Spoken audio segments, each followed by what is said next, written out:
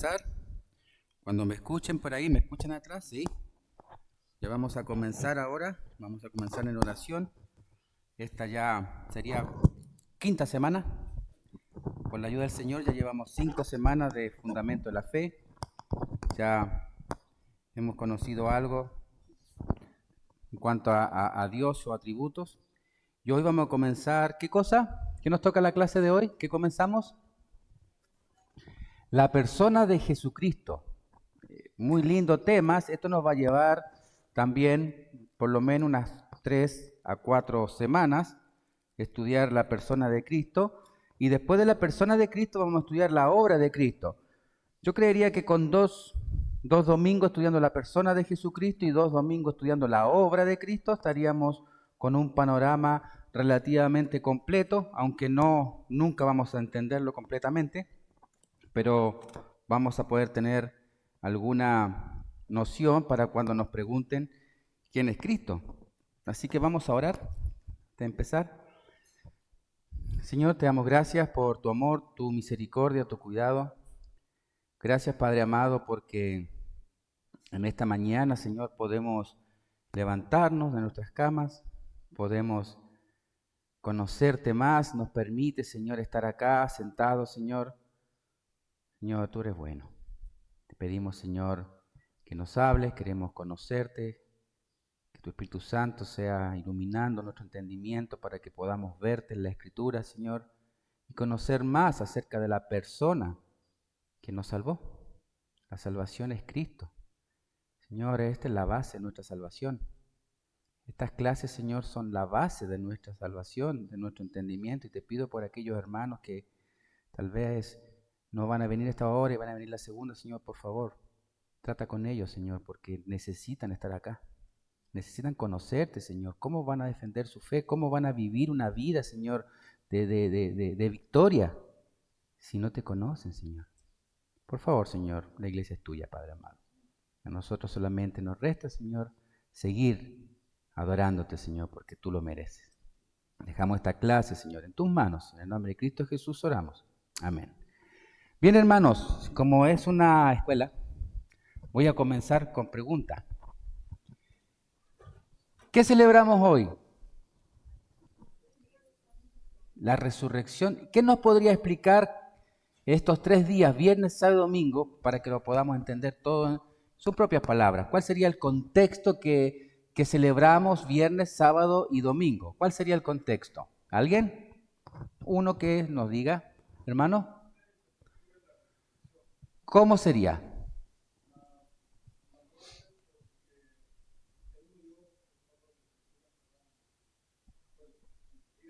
Uh-huh. Uh-huh.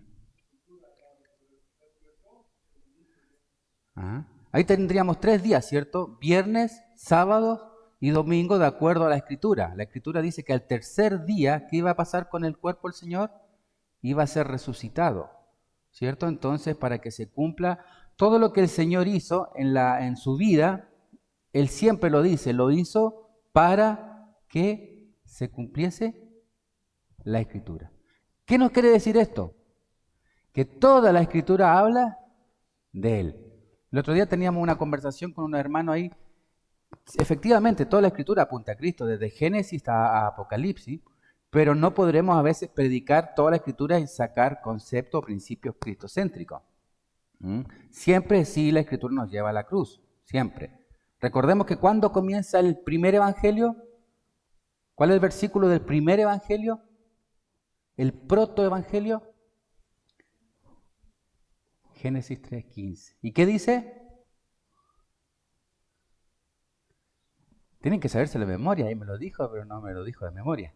Me dijo un número nomás. ¿Qué dice Génesis 3:15?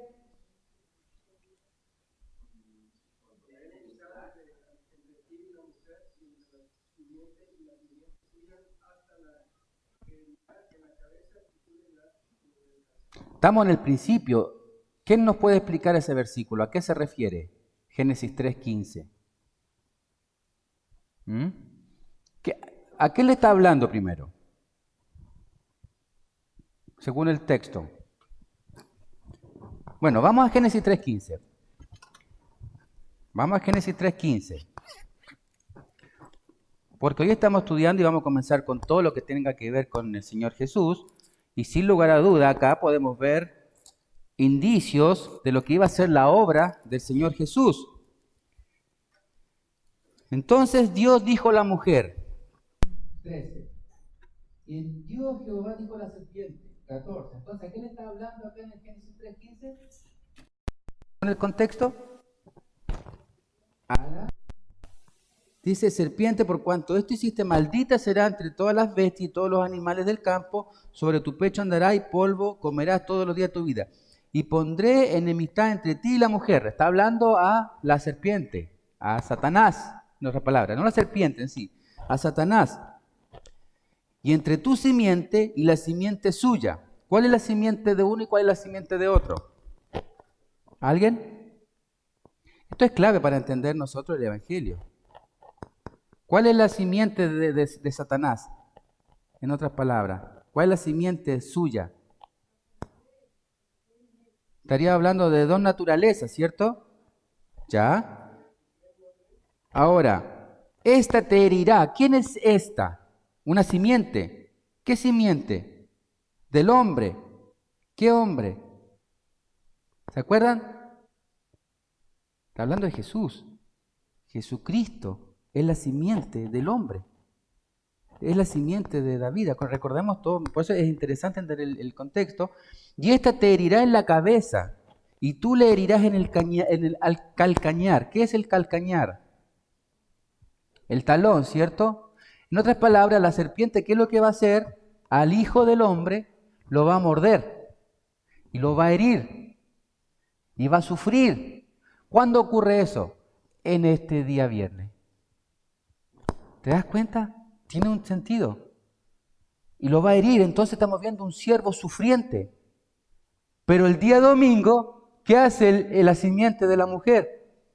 Le aplasta la cabeza con la resurrección que no se la veía venir. ¿Te das cuenta? Es interesante entender el contexto de lo que creemos. Por eso necesitamos nosotros saber que toda la Escritura habla, porque dice en el principio, Génesis 1:1, estaba, el verbo era, ¿quién es el verbo? Siempre está Cristo. Por eso es interesante saber y conocer a Cristo en toda la Escritura, porque el libro de Apocalipsis, Él es que está reinando eternamente. En Apocalipsis Él crea todo para sí mismo. ¿Te das cuenta que todo va, Él mismo crea, forma este protoevangelio? Siempre es Él. Es precioso entender. Bueno, eso no estaba en la clase, salió nomás porque como un punto extra. ¿Pregunta, duda, consulta hasta ahí? Miren, para que entendamos un poco de Jesús, yo voy a leerles dos declaraciones de fe, que una de Ligonier, que dice lo siguiente. Después yo pregunto si hay alguna duda. Dicen ellos, en relación a la persona de Cristo: confesamos el misterio y el asombro de Dios hecho carne, y nos gozamos en nuestra gran salvación mediante Jesucristo nuestro Señor. Con el Padre y el Espíritu Santo, el Hijo creó todas las cosas. ¿Amén? ¿Hay alguna duda acá? Alguien dice, no estoy tan de acuerdo. O estamos todos de acuerdo que junto al Padre y al Espíritu Santo, la tercera persona de la Trinidad, Cristo, crearon todas las cosas y las sustentan y hacen todas las cosas nuevas. Verdaderamente Dios se hizo verdaderamente hombre, dos naturalezas en una persona.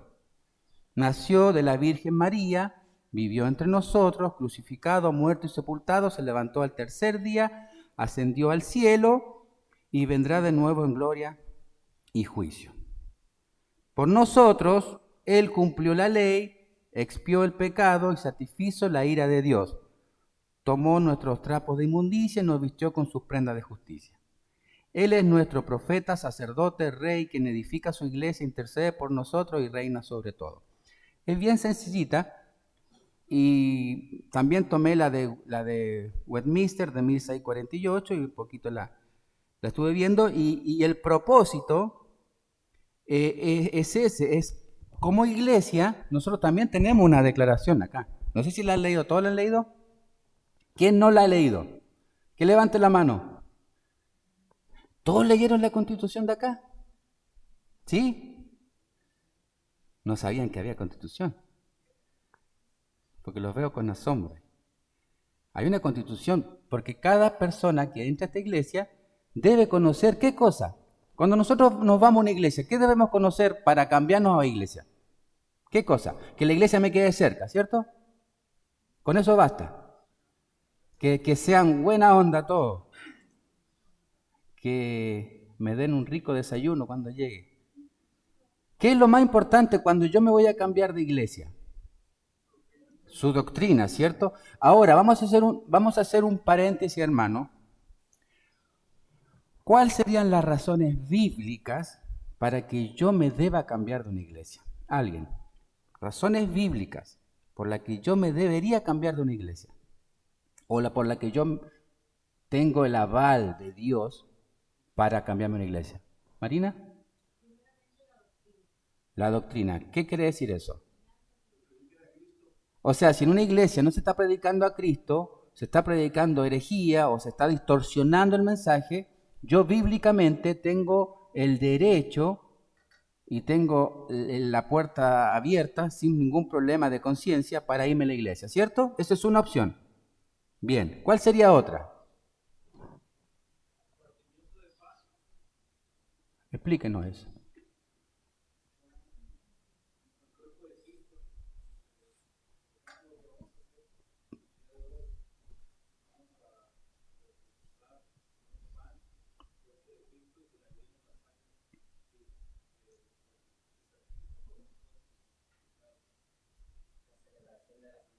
Pero yo estoy preguntando, ¿cuál sería un motivo para irme de la iglesia? ¿Cuál sería un motivo para irme de la iglesia? A ver. ¿Ah? Claro, claro. Si estamos... Si yo estoy viviendo acá en San Diego y por trabajo nos cambian a Los Ángeles con mi familia, yo no voy a viajar todos los domingos a San Diego. Sería loco.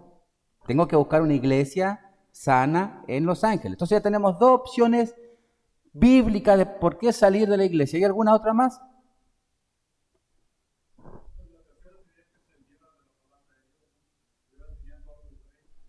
Claro, eso va con la primera, la doctrina, que la doctrina fuera distorsionada, que no se estuviera enseñando la palabra de Dios. Vicente, ¿tú tenías una?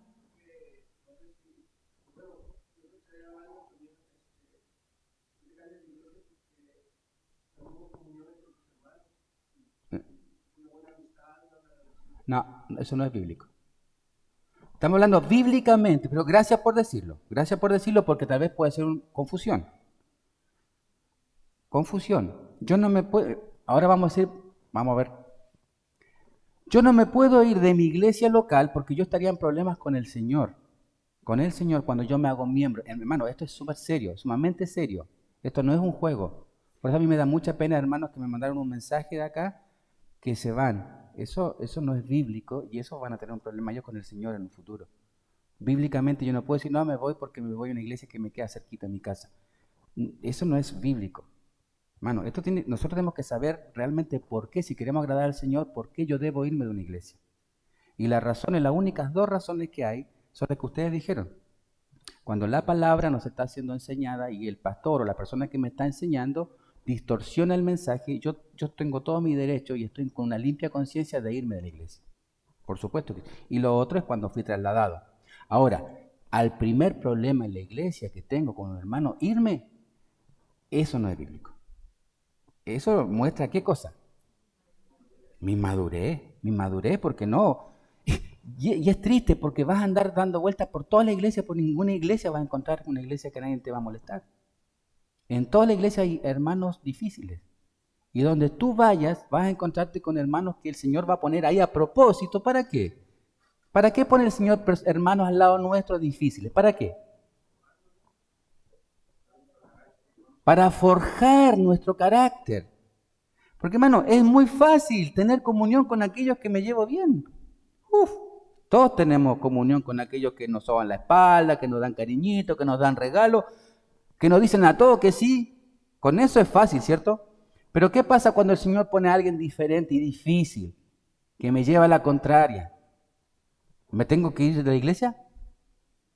No, no es bíblico eso. Yo tengo un problema con el Señor después, porque estoy abandonando su iglesia por mí mismo, por mis caprichos, por mi inmadurez. ¿Te das cuenta? Nos salimos un poquito del tema, pero necesitamos saber nosotros por cuáles son las razones bíblicas, porque acá estamos nosotros, hablamos de la Constitución, de lo que la declaración de fe que cada iglesia debe tener. Por eso, si el día de mañana el Señor te mueve por trabajo a otra iglesia, tú lo primero que vas a hacer, ¿qué cosa es? Ver qué es lo que cree esta iglesia. Ahora, si esta iglesia cree en Dios Padre, Dios Hijo, y el Espíritu Santo no, yo tengo que salir corriendo. Si esta iglesia cree en Dios Padre y el Espíritu Santo, pero Jesucristo no, tengo que salir corriendo. O si no creen en Dios. O sea, ya sabemos que hay sectas así, que sacan a uno de la ecuación. Y sacar a uno de los tres de la ecuación ya se transforma automáticamente en ¿qué cosa? Secta. Secta. Y hay muchas sectas que sacan a uno de los tres. Distorsionan el mensaje. Bien, por eso es importante la confesión. Le voy a leer la de Westminster de 1648, que en lo personal me gusta. Dice, acá si hay alguna duda, pregunta, con cada punto me levantan la mano y me dicen: agradó a Dios en su propósito eterno escoger y ordenar al Señor Jesús, su unigénito Hijo, para que fuera el mediador entre Dios y el hombre, profeta, sacerdote y rey, el salvador y cabeza de su iglesia, el heredero de todas las cosas y juez de todo el mundo, a quien desde la eternidad le dio un pueblo que fuera su simiente, para que a su tiempo lo redimiera, llamara, justificara, santificara y glorificara. Bien completa.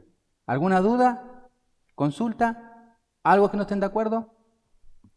Y tengo muchos pasajes acá para leer, pero vamos al punto 2. El Hijo de Dios, la segunda persona de la Trinidad, paréntesis. Cuando nosotros, por nuestra naturaleza tan cuadrada, se puede decir, o tan, ¿cómo sería la palabra? Esquematizada, que todos queremos ponerle punto, 1, 2, 3, 4, lugar 2. ¿No? La Trinidad no tiene lugar en escalón. No es que Dios Padre, no es que Dios Hijo y el Espíritu Santo siempre nosotros tendemos a ponerlo en el último lugar, como alguien de menor rango. Eso no es así, jamás. Los tres son uno y los tres tienen la misma autoridad, el mismo poder, los tres. Por eso cuando estudiemos después la persona del Espíritu Santo vamos a estudiar Dios Espíritu. El Espíritu Santo es Dios, así como Jesús es Dios, como Dios Padre es Dios, el Espíritu Santo es Jehová, el Espíritu Santo es Jesús. Entonces eso tenemos que ver nosotros, no es que hay una posición, ¿se entiende? No es que hay uno más importante que el otro, que generalmente lo tendemos a hacer. Siempre decimos Dios, como que tenemos el rango, papá, mamá, hijo. El hijo el último por allá. Como que acá Dios Padre, Dios Hijo, primogénito, importante, y Espíritu Santo como en segundo o en tercer lugar. No es así. No es así. Bien.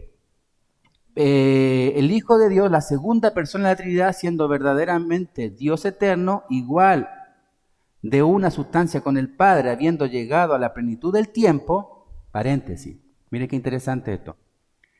Habiendo llegado a la plenitud del tiempo, tomó sobre sí la naturaleza humana con todas sus propiedades esenciales y con sus debilidades comunes, aunque sin pecado. ¿Qué es lo que está diciéndonos cuando la Escritura dice y llegó el tiempo? ¿A qué se refiere? ¿Alguien? Cuando habla de que para que se cumpliese el tiempo, cuando el tiempo llegó. ¿Alguien? En otras palabras sería que como ya Jesús estaba profetizado en la eternidad pasada, cuando llegó el tiempo salió de la eternidad y se hizo temporal.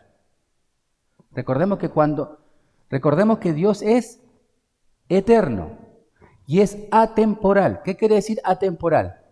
Él no se rige por nuestros medios, por nuestros propios tiempos. ¿Se entiende eso? Él no tiene un principio ni un fin. Él no puede ser como nosotros, que somos limitados a un tiempo específico y desaparecemos. Dios, esto es lo precioso, Dios el Eterno se hizo temporal. Se hizo por 33 años, vivió como tú y yo. No lo podemos entender nosotros. No lo podemos entender cómo un Dios que está fuera del tiempo se somete al tiempo. ¿Mm? Y ahí viene lo lindo de Cristo. Ahí viene lo precioso del Señor. Porque Filipenses 2 que dice, el cual siendo Dios, estamos hablando de Dios, acá no, hermano, no es un ángel, no es Miguel, es Dios. Se sometió, se limitó todo su poder indescriptible a una forma humana y temporal. Cuando Él nació, teníamos un bebé en una pajita en el suelo ahí, que tenía su manito así. ¿Viste que los bebés tienen así las manitos? ¿Sabe lo que tenía en su manito Él? Todo el universo sostenido en su manito. Ese bebé, tan indefenso, en su mano, toda la creación dependía. Ese es nuestro Señor. Y Él se despojó de eso. O sea, Él no usó nunca su deidad en ese sentido. Que eso lo vamos a estudiar un poquito más adelante. Fue concedido por el Espíritu Santo en el vientre de la Virgen María. Acá respóndanme ustedes. ¿Qué quiere decir que fue concebido por el Espíritu Santo en el vientre de la Virgen María? ¿Alguien? ¿Alguien? Acá. O voy a preguntar yo, dedocráticamente. ¿Cómo fue engendrado Jesús? ¿Cómo? Todos sabemos, somos todos mayores de edad, todos sabemos cómo se hace un hijo, ¿cierto? Un hombre, una mujer, todos ya sabemos el proceso. Más que cómo, porque podemos decir, sí, fue algo divino, el Señor, el ángel vino, se le apareció, y en ese momento la mujer, que era virgen hasta ese momento, ¿qué hace con ella? ¿Qué pasa en su útero? ¿Qué comienza en su útero a formarse? Un embrión. Esto es precioso. Se empieza a formar un embrión, como tú y yo empezamos a crecer, empezó a crecer. Fue concedido por el Espíritu Santo. Ahora, la pregunta teológica es, ¿por qué tuvo que ser así? ¿Por qué no nació de José y de María normal y vivió una vida, si es igual a nosotros, ¿por qué no lo hizo de esa forma? Es una pregunta que se la pueden hacer a ustedes.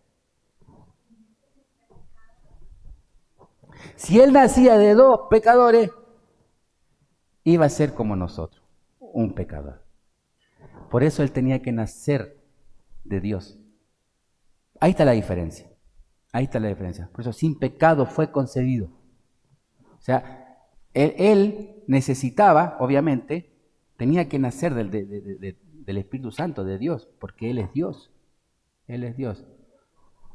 Sí.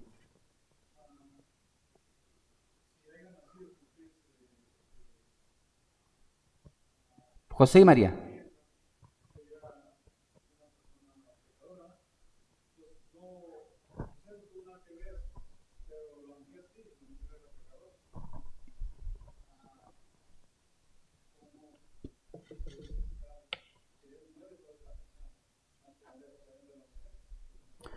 Esa es la unión hipostática, se llama.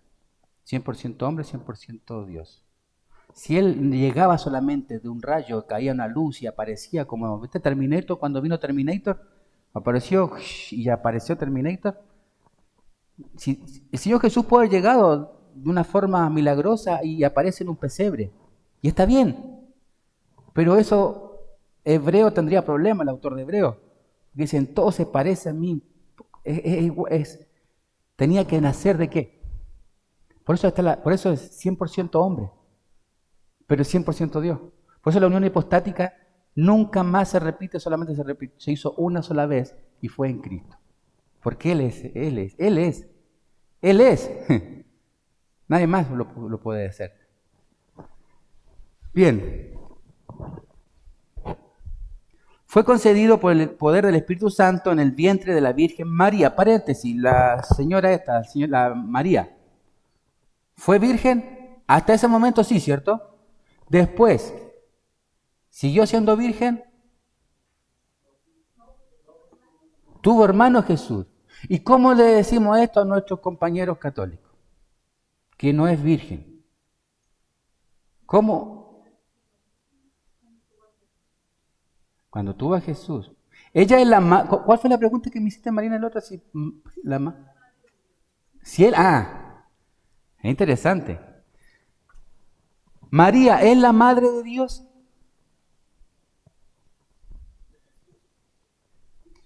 María, ¿es la madre de Dios? ¿Y si Jesús es Dios? Pero Jesús es Dios. Jesús siempre fue Dios.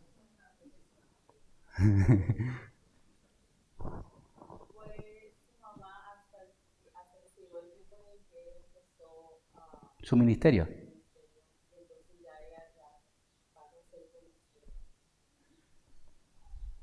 ¿Cómo lo explicamos eso? Puede ser cuando el Señor Jesús estaba ministrando y ella le viene a dar órdenes. ¿Se acuerdan? El primer milagro. Ella fue un instrumento, fue un depósito. Por eso el ángel le dice algo que es precioso y esto es clave. Bienaventurada eres sobre todas las mujeres. Dios miró a una mujer que no tenía nada de especial. ¿Entendamos esto? Fue bienaventurada, eres extremadamente feliz porque Dios le ha placido depositar en ti el vientre, en tu vientre al Hijo. ¿Te das cuenta? Entonces, María, ¿qué tiene de especial María? Nada. No sé si han visto la película esta de Mel Gibson, ¿cómo se llama? La Pasión de Cristo. Está buena, ¿cierto? Pero si ustedes la ven bien, ¿a quién exalta la película? A María. María es la protagonista ahí. Y eso no está bien bíblicamente. María, como dijo, solo fue un depósito que el Señor utilizó para que venga el Hijo. Y el Hijo se sometió a sus padres. Hasta que José murió, a su mamá siempre se sometió. Pero después, acuérdense que la confronta, le dice, mujer. No. Cuando convirtió el agua en vino. ¿Iba a decir algo, Pedro?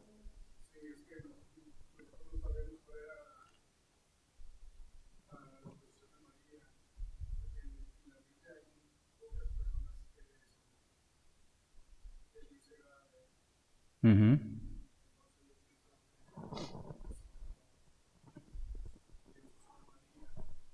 Uh-huh.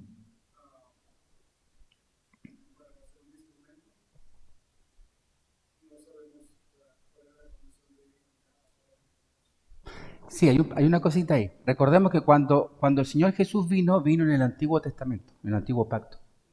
¿Qué pasaba en el Antiguo Pacto con el Espíritu Santo? Venía, capacitaba a un hombre un tiempo y se iba, ¿cierto? En este caso con María es lo mismo. María no tenía nada de especial. Igual que Samson, que Gedeón, que cualquier profeta que vino, no había nada especial en ellos, ninguno. Entonces el Señor tuvo en gracia depositar en María porque así le plació. Siempre saquemos esto, hermanos, de nuestra mente. No hay nada bueno en nosotros para que Dios pueda mirarnos desde lo alto y decir, este es el escogido. No hay nada. No hay nada. No hay, porque no hay quien busque a Dios, no hay ni siquiera uno. No hay quien haga lo bueno, dice. Y María no era la excepción. Por eso el ángel le dice, bienaventurada. Porque Dios le ha placido en la eternidad pasada escogerte a ti para que seas la madre de Jesús. Solamente instrumentos, porque nada bueno en nosotros. El Señor en su soberanía, Él usa a quien le place para sus propósitos. Siempre fue así. ¿Sabe por qué esto nos ayuda, hermanos? Nos ayuda para que saquemos del altar a María. María es una sierva. Merece todo nuestro respeto. La verdad que bienaventurada, fue una mujer bienaventurada. Tener a Jesús, 30 años para ella. Imagínate, nosotros lo tuvimos 3 años ministrando y revolucionó el mundo. ¿Saben, mamás? ¿Saben lo que ha sido tener un hijo sin pecado? Obediente. Un hijo perfecto, María fue la privilegiada. Por eso María merece todo nuestro respeto, claro, pero no más allá. No es la importante en la escena.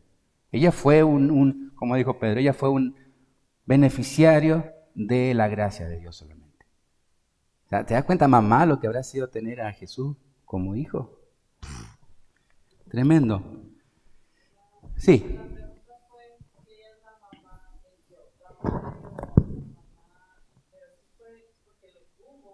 Fue su madre, fue su madre.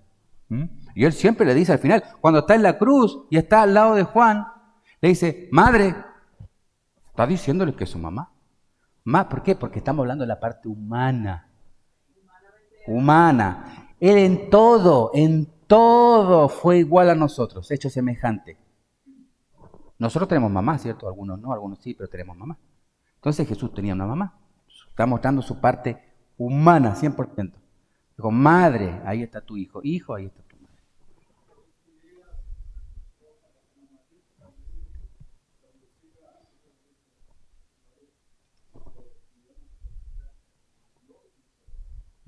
Acuérdense que María siempre en la Escritura dice que ella meditaba en todo eso. En otras palabras, ya cuando se acuerdan cuando fue a presentar al niño al templo y todo decían, llegó la salvación. Ella, la Escritura lo dice, ella meditaba en estas palabras, ella como que decía, wow, realmente es Dios, es el Hijo de Dios.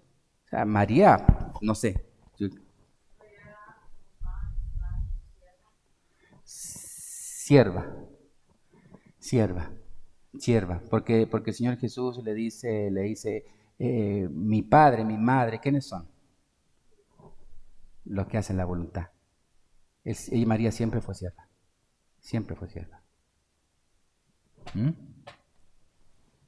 Bien, el Señor Jesús en su naturaleza humana, así unida a la divina, fue ungido y santificado con el Espíritu Santo sobre toda medida y posee todos los tesoros de la sabiduría y del conocimiento, pues agradó al Padre que en él habitase toda la plenitud, a fin de que siendo santo, inocente, sin mancha, lleno de gracia y de verdad, fuese del todo apto para desempeñar el oficio de mediador. Cristo no tomó por sí mismo este oficio, sino que fue llamado para ello por su Padre, quien puso en sus manos todo juicio y poder y le ordenó que lo cumpliera. En otras palabras, ¿qué está diciendo acá? Y el Señor Jesús siempre lo dice, yo no he venido a hacer mi voluntad. Siempre lo remarcó el Señor. Yo he venido a hacer ¿qué cosa? ¿Y qué nos está mostrando ahí el Señor Jesús? Su obediencia y dependencia absoluta de Dios Padre. ¿Y eso cuál debiera ser nuestra actitud como creyentes?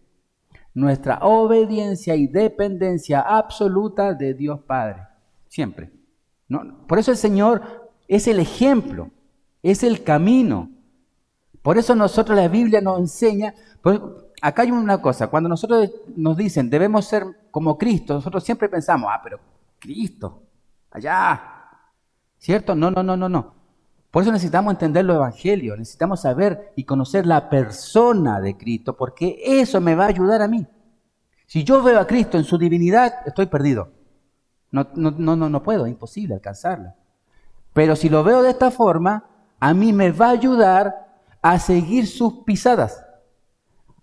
Fue obediente, se sometió a sus padres terrenales, se sometió a la autoridad, nunca violó ninguna ley, él obedecía al Padre. O sea, ese es el objetivo de cada creyente, de poder ser más a la imagen de Cristo. Pero entendamos de ¿cuál Cristo? El divino no puedo, imposible. Al Cristo que estuvo acá con nosotros. Bien, el Señor Jesús asumió de buena voluntad este oficio para desempeñarlo, se sujetó a la ley y la cumplió perfectamente, padeció los más crueles tormentos en su alma y los más dolorosos sufrimientos en su cuerpo. Fue crucificado y murió, fue sepultado y permaneció bajo el poder de la muerte, aunque sin experimentar corrupción. ¿Qué quiere decir eso? ¿Alguien? Aunque sin experimentar corrupción.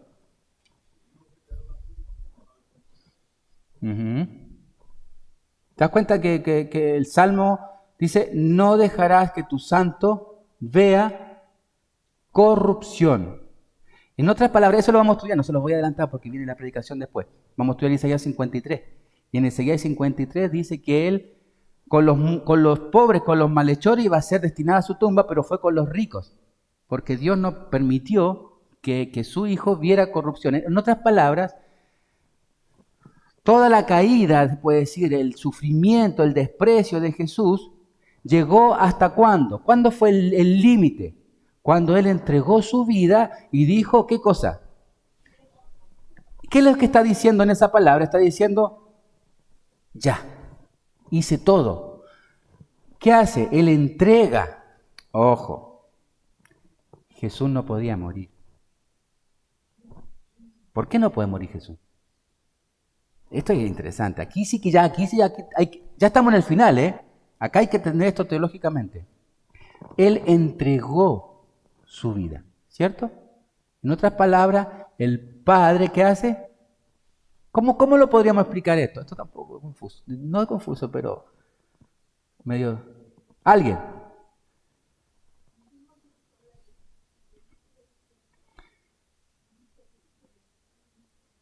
Si fuera así, lo veríamos casi como un suicidio. Como que Dios dejó de sufrir, entonces yo me prefiero matarme para dejar de sufrir.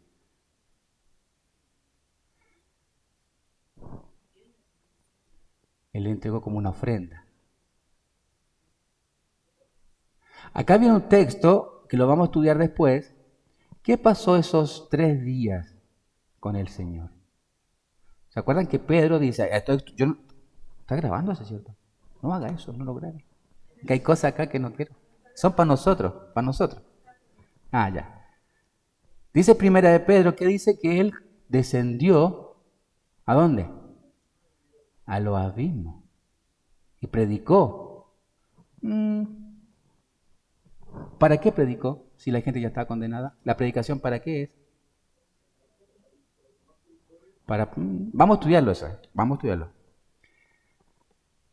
Antes de entrar en corrupción, su cuerpo, ¿qué es lo que hace Dios Padre?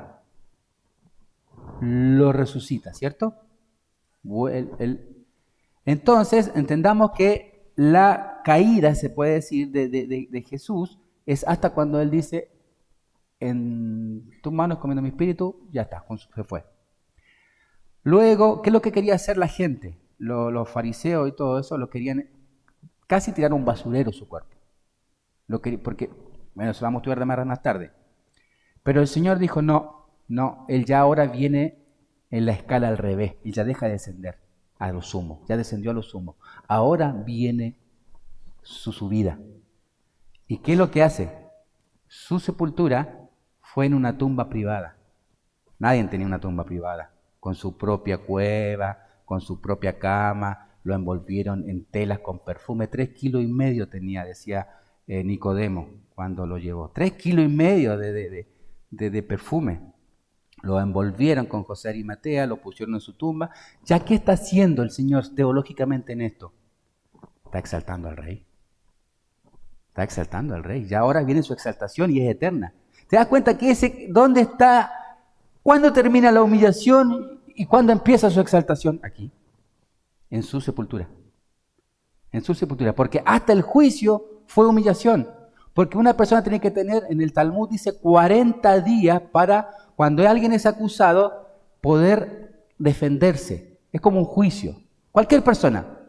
¿Y qué hicieron con Jesús? Un día.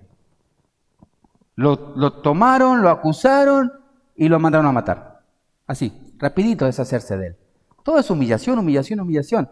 Hasta el punto cuando viene, pero con los ricos, con los fuertes, con los poderosos, será su. Entonces ahí viene ya la exaltación, ahí está el quiebre. Y eso hasta el día de hoy. Y después vienen temas preciosos.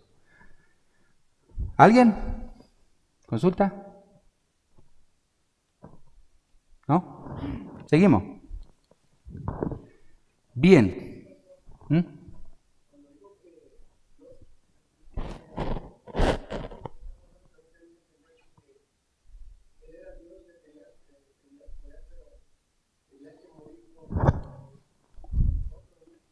para que se cumpliese la Escritura. Ese es si nosotros podemos verlo, para que se cumpliese la Escritura, Él entregó su vida. Porque todo tenía un propósito. Nada de lo que está pasando acá como que encontró a Dios y a Jesús como que, uy, ¿y ahora qué hacemos? Se nos complicó esto, se nos salió de las manos el plan. Jamás, jamás, jamás. Todo tenía un propósito. Y estaba entre Génesis, por eso empezamos Génesis 3:15. Necesitaba Él ser golpeado, ser mordido, para luego resucitar y aplastar en la cabeza. Y se cumple.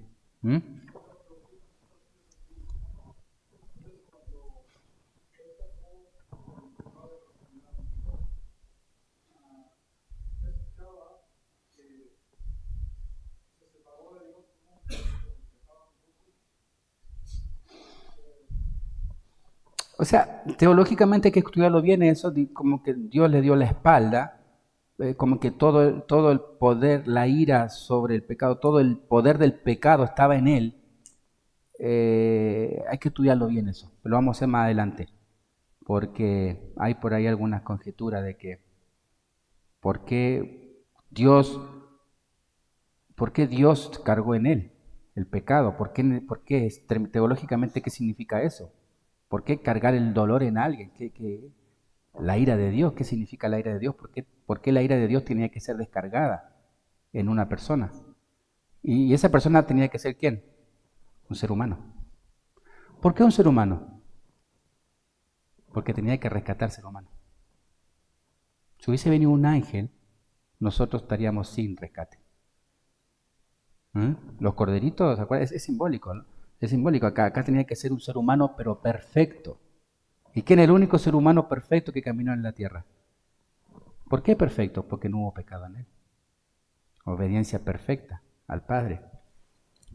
Bien, vamos a ir avanzando.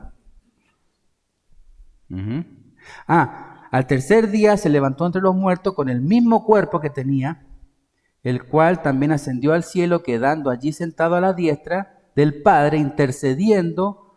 Cuando sea el fin, volverá para juzgar a los hombres y a los ángeles caídos. ¿Qué significa eso? Ángeles caídos. ¿Por qué ángeles caídos? ¿Quiénes son estos ángeles caídos? ¿Y por qué los va a juzgar a ellos? ¿Por qué dice que Jesús los va a juzgar después, en un momento? ¿Quiénes son estos ángeles caídos? ¿Quiénes son estos? Primero, ¿de dónde salieron? La tercera, cuarta parte de los ángeles, ¿cierto?, que siguieron a Lucifer, a este querubín precioso que se rebeló contra Dios. Fueron lanzados, algunos fueron lanzados a prisiones de oscuridad donde están hasta el día de hoy. Y otros están libres. Eso lo vamos a estudiar en angeología. ¿Por qué unos están presos y otros están libres? ¿Quiénes son los que están presos? ¿Se acuerdan Génesis? ¿Se acuerdan esos que se empezaron a mezclar con mujeres que nacían gigantes? ¿Eso qué querían hacer? ¿Cuál era el rol de esos ángeles, esos demonios, poseer? Destruir la humanidad, destruir la creación de Dios. Y esos fueron tomados y llevados a prisiones. No están libres, muy poderosos. Los otros están sueltecitos por ahí dando vueltas. Ahora, cuando el Señor venga, ¿dónde van a ir esos ángeles caídos, esos demonios? ¿Dónde van a ir según la Escritura? Al lago de fuego, ¿cierto? Y ahí está claro por qué Dios creó el infierno o para quién creó el infierno. Para los ángeles caídos, para los demonios. Dios creó el infierno para ellos. El hombre va ahí por consecuencia de haber rechazado a Dios. ¿Quiénes son los dos, según la Escritura, primeros que bautizan el lago de fuego? Porque el lago de fuego todavía no hay nadie. ¿Cuándo va a ser bautizado? ¿Cuándo se van a abrir las puertas de esa cárcel eterna? ¿Pero cuándo se van a abrir las puertas de esa? En el juicio del gran trono blanco. Y el falso profeta y el anticristo, dice la Escritura, que fueron lanzados, ¿qué cosa? Vivos al lago de fuego. Son los primeros que inauguran el lago de fuego. ¿Y quiénes son el profeta, el anticristo y el falso profeta? No sabemos quiénes son, pero estamos hablando de son personas poseídas. Es interesante, es interesante. No, todavía no. Será en el futuro. ¿Ah? Entonces se entiende que la prisión, el infierno fue creado ¿para quién? Para Lucifer y sus ángeles caídos. ¿Dios está en el infierno?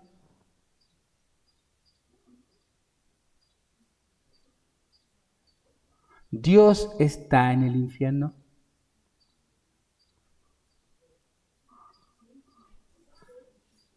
Teológicamente, Dios es el creador, es quien hizo el paraíso, ¿cierto? La tierra nueva, la nueva creación, todo es lo que Dios lo creó, todo, nuestro mundo Dios lo creó. Ahora, ¿por qué? Porque nosotros queremos cuidar a Dios siempre. No, pero Dios no está en el infierno. Sí, Dios es quien gobierna el infierno. Su ira. Su ira estará eternamente ahí. Dios está siempre. Porque nosotros, o nuestra costumbre, o los dibujitos, cada quien muestran el infierno como el dueño y señor. Con el cacho ahí, las tres, ¿viste? Él como él el dueño, como que dando la bienvenida. Isaías y Jeremías dicen, se asombrarán de ti, diciendo, tú también has venido acá. ¿A qué le están hablando? ¿A Satanás? Él también irá como un prisionero más. Hay niveles de tormento, obviamente. Pero sí, Dios creó y está en el infierno. Y es el que gobierna en el infierno. ¿Te das cuenta, hermano, de dónde te sacó Dios? ¿Te das cuenta cómo no amar al Señor, a Cristo, cómo no amarlo? Porque nosotros íbamos todo a esa prisión eterna. Y bien merecido. Porque hemos rechazado, hemos decidido por nuestra naturaleza rebelde. Hermano, ¿sabes lo que es sufrir eternamente el castigo divino? Sufrir eternamente donde el gusano nunca muere, dice. Donde será el lloro y el crujir de dientes. Donde queremos morirnos, pero no vamos a poder morirnos. ¿Por cuánto tiempo? Y cuando nos demos cuenta y abramos nuestros ojos y si queremos decir, vamos a tener una eternidad infinita esperándonos. Jamás de los jamases podemos salir de la ira de Dios. Hay una predicación de Jonathan Edwards, escúchenla. Pecadores en manos de un Dios airado. Escúchenla. Si pueden hoy, escúchenla. Anótenla. Pecadores en manos de un Dios airado. Jonathan Edwards. Escúchenla. Muestra muy claramente lo que estoy diciendo. Bien, y para variar no avanzamos nada. Sí, estamos aprendiendo, gracias al Señor.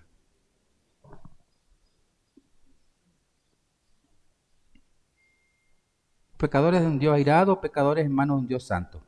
Puede ser, cambia el título. Bien, vamos a dejar acá. Pregunta, consulta, duda para esta mañana. Estamos haciendo un panorama de la persona de Cristo. Ya después vamos a ir más puntualmente a detalles de lo que fue su vida y todo lo que concierne a ello. ¿Pregunta, duda? ¿Hay cosas que quedaron más claras hoy? Tenemos 4 semanas, vamos a seguir estudiando Cristología. Bueno, hermano, oramos. Señor, te damos gracias por este día. Te agradecemos, Señor, porque da poquitito, Señor, y en nuestras limitancias, Señor, queremos conocerte, Padre. Sabemos que no podremos, nunca. Pero ayúdanos, Señor, a través de tu Espíritu Santo a conocer más aspectos de tu vida, Señor, que nos ayuden a crecer en santidad, a crecer en dependencia del Espíritu Santo, a poder vivir vidas que te agraden, Señor, sabiendo lo que Cristo Jesús hizo en mi favor.